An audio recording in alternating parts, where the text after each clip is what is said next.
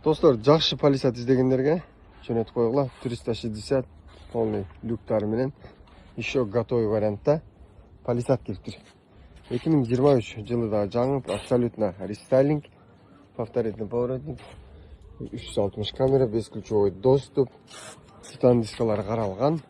Сразу отправка 23 март екен, как раз 22-нин растаможкасын жасай бересиңер.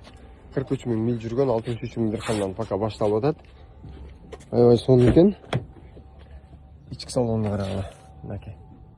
Акустикалар, дереводон память, сиденье полный, электропакет, машинада подогрев обдув, подогрев руля, двухзонный климат-контроль, коробка передачлар, кнопочный ушундай 2 4 выда раздаткалар менен, штатный монитор, рульдар да кожа экен, жакшы экен аябай. Ичи мынакей сиденьялардын сапаты да аябай качественный, полный.